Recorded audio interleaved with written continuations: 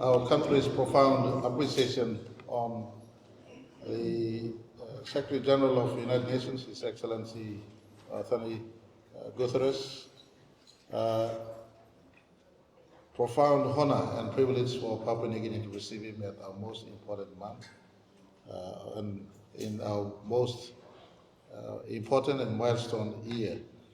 He chose to come to us in the midst of his business. Since October 10, 1975, when Papua New Guinea became a member of the United Nations family, up till today, we have never been graced by Secretary General from the United Nations. He makes history as the first to arrive here, and more importantly, on his own accord, he accepted our invitation.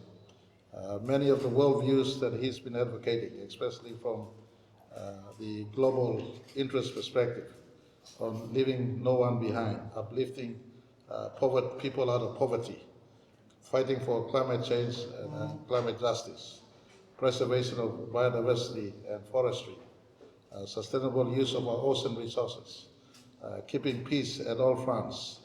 PNG context, the maintenance of Bougainville Peace Agreement, and other peace program that is being run that has a strong input by United Nations, and their continued involvement to us has been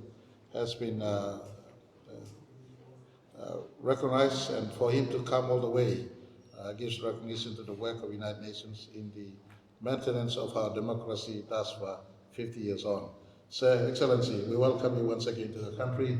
The media is here. It's a Papua New Guinea and Australia, New Zealand, Pacific media.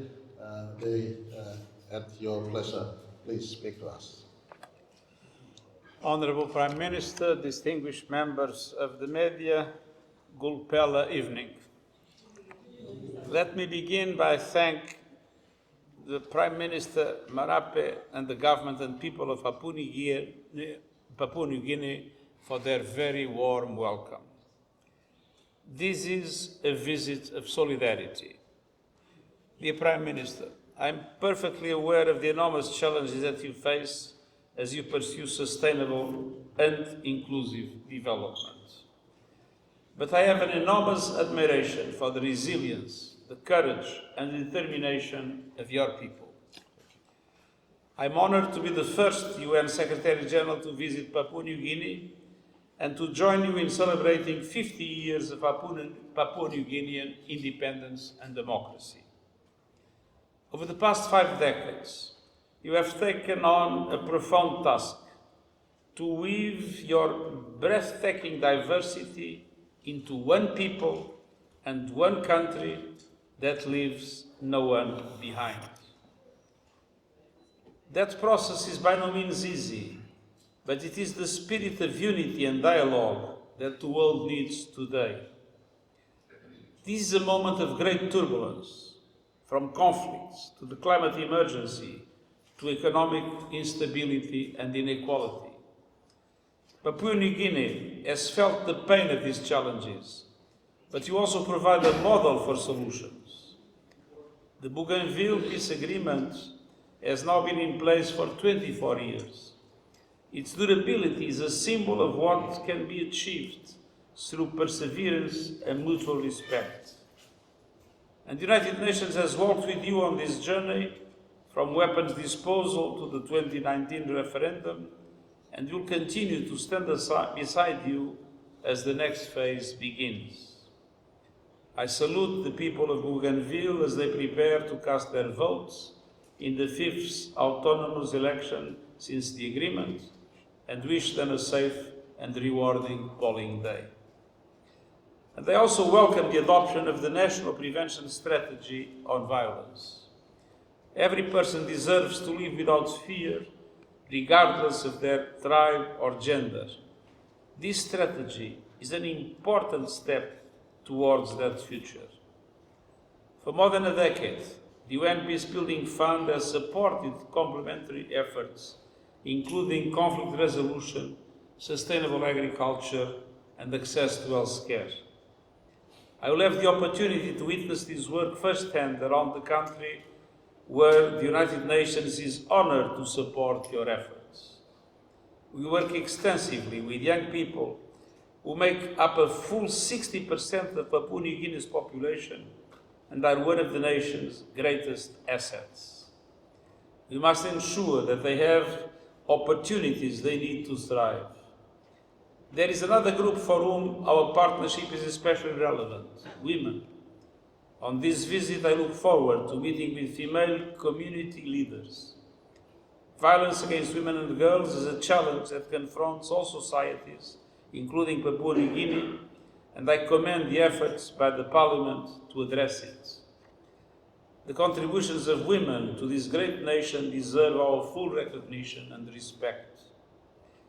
Ladies and gentlemen of the media, Papua New Guinea has long led the charge for climate justice. Your country does not contribute to climate change. On the contrary, you absorb CO2, but is in the first line of its dramatic impact. You have emphasized that climate change is a driver of poverty and have a strong moral voice for climate finance. Your role in the Pacific Islands Forum declarations on sea level rise helped to shape the global debate. As the UN Climate Conference approaches in Brazil, the world must move faster to keep the 1.5 degrees limit alive. And this means an immediate turning point leading to a drastic reduction of emissions that can no longer wait. The countries of the G20 have a particular responsibility as they are responsible for 80% of climate pollution. Simultaneously, developed countries must follow through on their commitments on climate finance, with a special emphasis on doubling adaptation finance to allow countries and communities to build resilience. The Loss and Damage Fund must also mobilize a very meaningful volume of resources, including through innovative sources of finance. I applaud the decision of the Pacific countries to launch the Pacific Resilience Facility last year, and I appeal to the international community to fund it so that it reaches its full potential. The COP in Brazil must also produce a credible path to achieve the $1.3 trillion objective decided in Baku. Just as climate finance is essential, so is development finance. I applaud Papua New Guinea's drive to implement the Sustainable Development Goals, action that must be matched by the entire global community. I reiterate my strong appeal for the reform of the international financial architecture that must reflect the world of today with a much larger participation of developing countries in its institutions and their decision-making processes. This is a basic condition for them to better serve countries like yours. And this includes real action on debt relief, tripling the lending capacity of multilateral development banks, and the mobilization of private capital at scale to the service of developing countries. Dear members of the media, once again, I congratulate Papua New Guinea on 50 years of independence and democracy, and thank you for your commitment to multilateralism. The United Nations stands in solidarity with you now and in the future, for your vision, your ambition, and the lessons you teach us all. Thank you, Tumas Olgeta.